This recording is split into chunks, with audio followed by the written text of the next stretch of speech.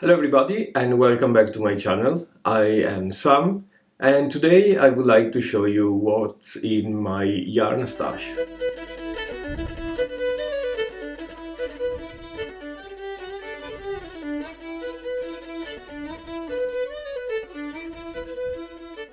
So the idea of this video was born when I started to set up and tidy up my yarn stash. And the only thing I could think was that my yarn stash was quite limited, wasn't really extensive in terms of type of fibers and type of yarns, and definitely it's on the cheap side.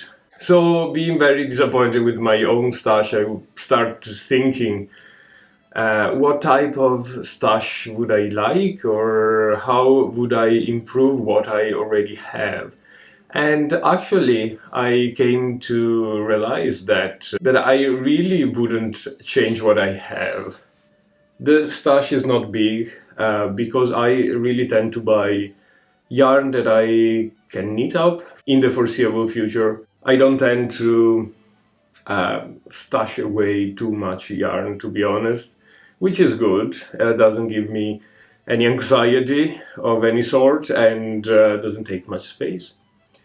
It's not extensive in terms of yarn qualities, type of yarns.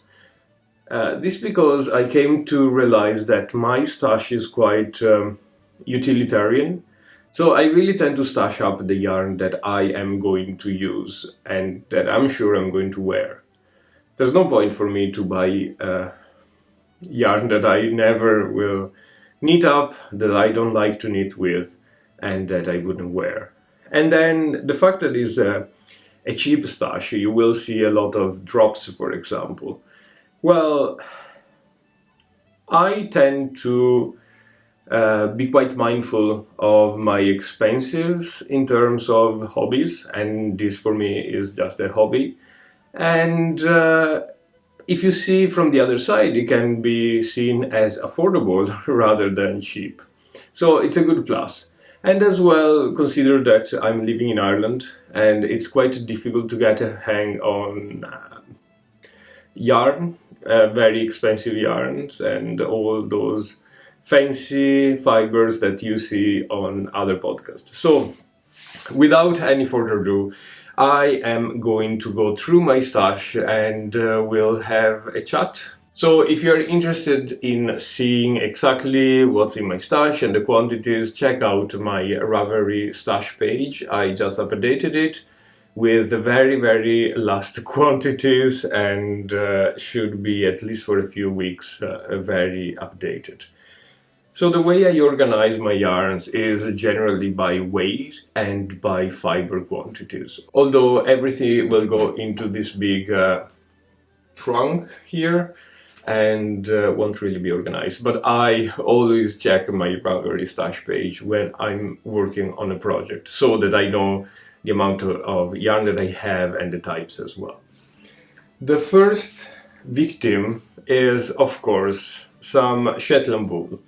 I fell in love with the Shetland wool a couple of years ago because of this specific color here.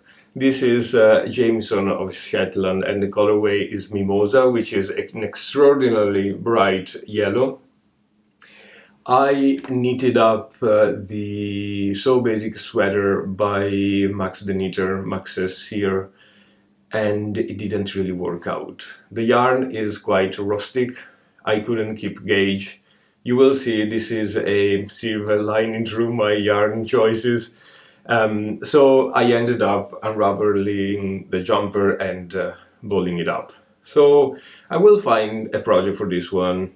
It will come, I don't know. Anyway, this is 100% Shetland wool. This is sold in 25-gram balls and is approximately 105 meters. This is a fingering weight yarn, 4-ply, although it's 2-plied. But yeah, it's a really rustic and really nice. It gives a very nice and lofty type of fabric afterwards. So I, of course, have a few balls left and the big jumper quantity for my sweater, and they will go into my trunk, of course. Same on the Shetland side. I have this Jamesons and Smith spinnery in the color moss grey. This is once again with the same characteristics of the Jamesons spinnery, and it's as well a 25 gram ball per 115 meters, so we have a little more meterage on this one.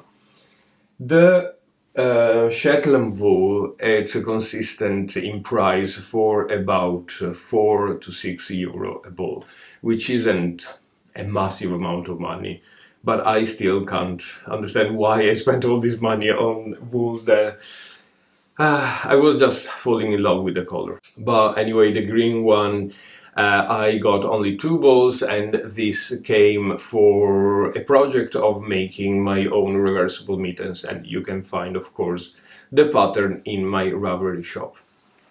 Talking about the rustic wool, we have the Studio Donegal DK wool. This is 100% Irish wool, DK weight, and we have here 100 gram skeins by 200 meters, which is a very good amount.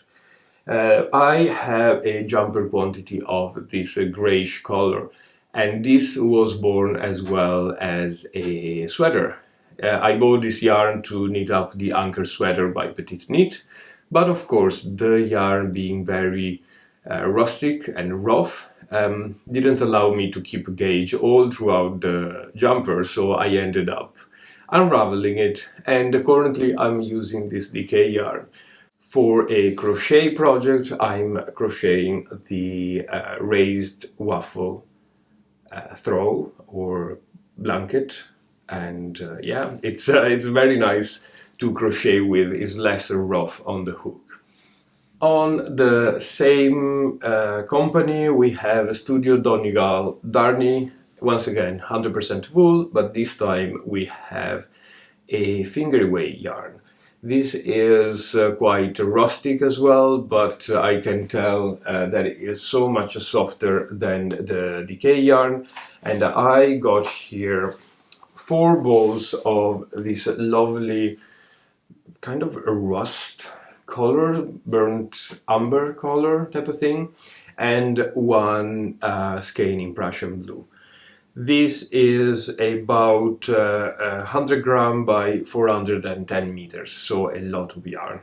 This will be a jumper. I tend always to get a main color and a contrasting color. As you know, I am very interested in colorwork, stranded colorwork especially, and this will allow me to get a lovely colorwork yoke or something like that. I don't know. There's probably more yarn than just a jumper. This probably will make me a jumper and something else, but yeah, here you go. I can't wait to start knitting with this. Let's keep with the rustic wool situation, and I have here a jumper quantity of Rauma Fino, which was formerly known as PT2. This is 175 meter by 50 grams, so it's a very good yarn in the meterage side. It's a sport weight yarn or a very light DK weight, and it's quite a different size of way of yarn from what I'm used usually. I got this, and you will see the colors in a second, in the Norwegian color flag. This because I really want to knit myself a Marius sweater, like the most classic Marius sweater that you can get. If you follow my channel, you've seen that I've knitted before Marius sweaters. They are a pattern or a series of patterns published by Sadness Garn, which is a Norwegian yarn company. But I've seen a lot of Norwegian podcaster and knitters knitting up their Mariuses using Rauma Fino, so I couldn't resist, and I got, of course, a jumper quantity. I got here about 10 balls of the blue, 3 of the white, and just 1 for the accent of the red color. It's a very nice, lofty, on the rustic side yarn, and I'm expecting amazing stranded colorwork out of this, so I can't wait to start. Let's stay in Norway now, and I have another jumper quantity in similar colors than the Rauma. This is Per Gynt by Sandnes Garn, and this was the original idea for the Mario sweater that I had. On their patterns, on Sandnes pattern, they recommend to use Per Gynt, so this was the same type of yarn situation. And it's quite interesting because this is a DK yarn. You have here 50-gram balls by 91 meters, which is way less than the Rauma Final, but at the same time this is really a true DK, which is quite great and it will make a jumper in no time.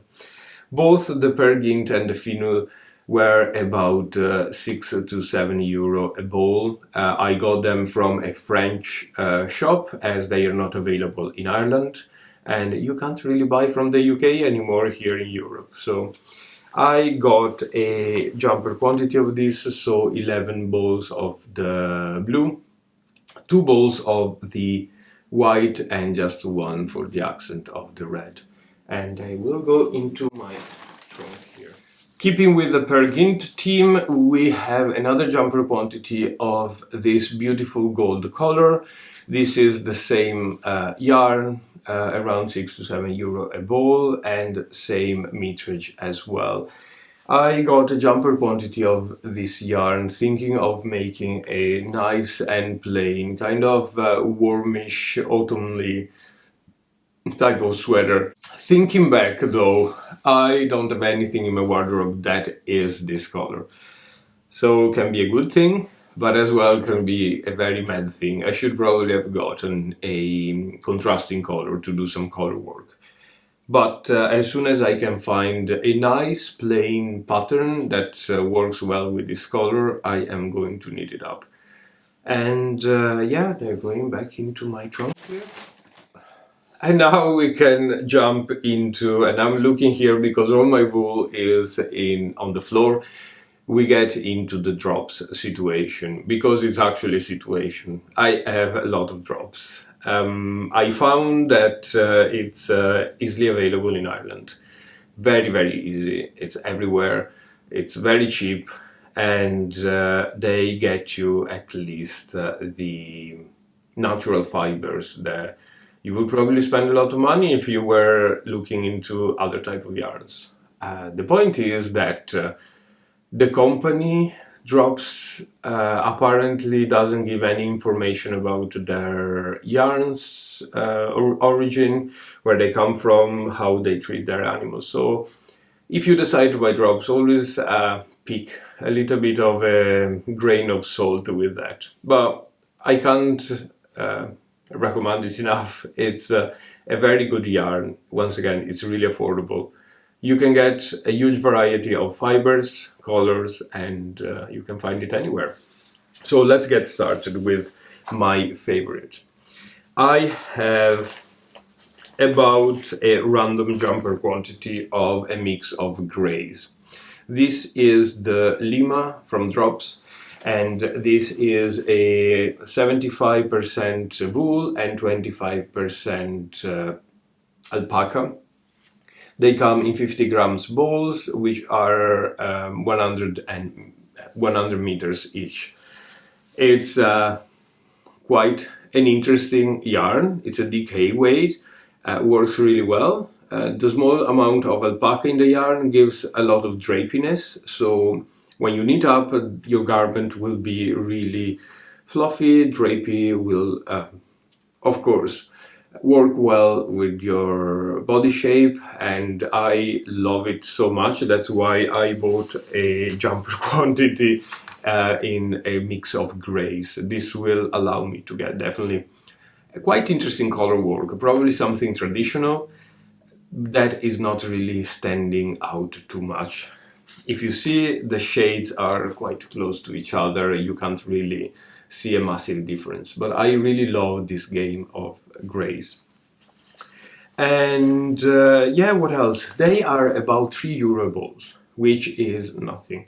If you think that with 11, 12 balls I can get a jumper for myself, that would be around €30 the jumper, which is really inexpensive if you think. And I can't put anything into my truck because it's just full, I need to push it back, but yeah. On the Lima side, I got as well some different colors. This purple here, which is an interesting color for a contrasting color. I originally thought this would become my bubble sweater from Steven West. Of course, I'm mentioning all these projects, but check my Ravelry page if you want to see the finished product or my Instagram account. Anyway, I thought this would be a great bubble sweater. Turned out that I decided to use Per Gint because of the wooliness of the yarn and because of the structure. The raised bubbles in the bubble sweater are... I was afraid basically that this drippiness of the yarn would make them deflated, so I used the other one. But still, it will become a lovely jumper. So I got 4 balls of the purple and as well 4 balls of this lovely blue here. I don't know if they work together well, but I think so. So yeah, it's quite out of my kind of color comfort zone for sure. Stay within the Alpaca. I got another gray mix jumper quantity of Drops Alpaca. This is 100% Alpaca. They are 50 grams balls and 167 meters. This is a very light fingering weight. The fiber quantity being so alpaca-y, I don't even know if it's a word, makes the most beautiful fabric ever and the most light but as well warm jumper that you can imagine. I bought this massive gray scale jumper quantity because I knitted up the Save the Children sweater by Arne and Carlos, and that was absolutely amazing. I am wearing that so much, especially in the winter. It's so warm, so well fitted, and the drapiness of the alpaca yarn gives such a beautiful shape. So on the light of that, I just bought another jumper quantity, which you can't get enough. On the alpaca side, I got as well a few balls on the tree here of contrasting colors. I got red, I got this lovely mossy gray, if you wish, and denim blue. These will probably together become a kind of a darky jumper, some nice color work. Everybody and their dogs seems to avoid alpaca for color work because the stitch definition is not great. Of course it's not great, but I definitely would trade the stitch definition with the loftiness of this yarn and the qualities of this yarn. My Save the Children sweater is a full-on colorwork yoke sweater, but it's a really light and at the same time is extraordinarily warm. So it's just somehow of a sort of technical fabric. You can't describe it unless you wear one. This is definitely one of my favorite yarns to knit with. And I think I'm done with the alpaca. I thought I had so much more. But anyway, let's go on with the drops situation, and we have some soft tweed. These are 50 grams ball, and it's quite an interesting combination of fibers. There is cotton, there is a tiny bit of alpaca, and there is wool. And it makes this lovely, marbly, tweedy type of yarn. It's really soft, it feels like cotton. Yeah, and I'm really interested in seeing how it knits up. I got this yarn with the idea of making another anchor sweater by Petit Knit. That sweater fits so well, I can't even think. I'm currently knitting one in cotton yarn, so this will be for sure the next coming. It's a lovely grey color. Unfortunately, Drops doesn't give names to the color, so I can tell you the name is color 08. And this yarn here was about €4 a ball, which is still very affordable. I don't know if I mentioned the Alpaca one. It was more expensive. It was about €6 to €7 a ball, depending where you buy it. But of course, it's more luxurious. Of this Tweedy yarn, I got another jumper quantity. I got about 10 balls. And I'm sure it's more than enough. Although, considering the meterage, I might be a little short. But anyway, here you have it. And now we can start with some I don't know why acquisitions, which is this one. This is Adria Fiel Zebrino. It's a colored yarn. I have no idea how you call this. Marbled type of yarn, so changes color. It's always I always find color changing yarn useful for socks or undergarments or stuff like that. This is a iron weight yarn, and it's about 125 meters by 50 gram in a ball. It's quite expensive. It's around €13 each ball. I don't know why I got it. I was really falling in love with the color. I thought to make some sort of a scarf or a shawl. I got this when I very first started knitting, so a long time ago. I just loved the color of the yarn. Then I realized that the quality of the yarn isn't what probably I'm looking for here. This is 50% wool and 50% acrylic. So I tend to avoid large amount of acrylic yarns, but here you have it. I have 3 balls. Do you have any recommendation what to knit with or what to do with this? I would be really interested because I have no idea, but it's absolutely gorgeous. I still love the color very much.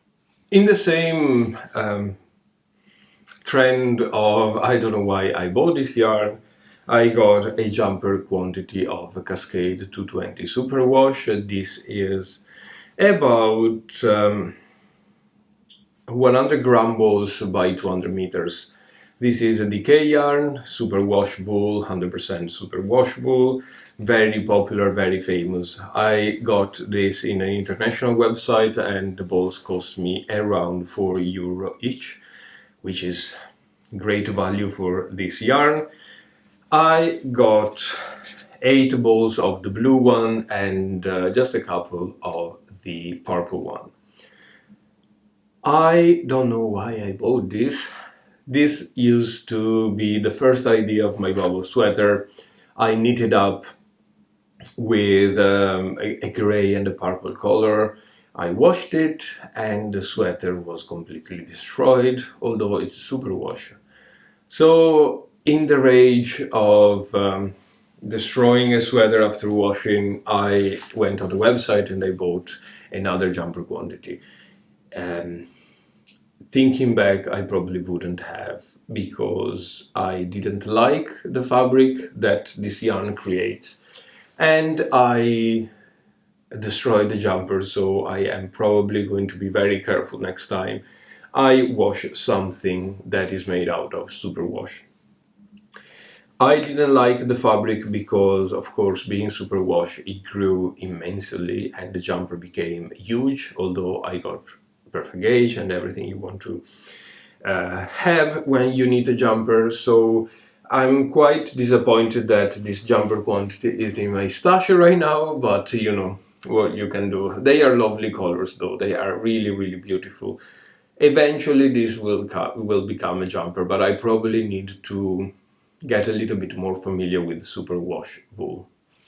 Talking about jumper wools, I got a few combs in my stash.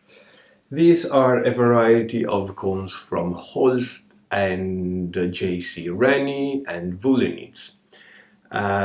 Although the fibers are a little different from a brand to the other, these are all of them 100% super soft lamb's wool, which is a great horse work wool for my jumpers. I've knitted plenty of jumpers, and as you can see, I still have a huge amount of cones left. So starting from this is the Loden color.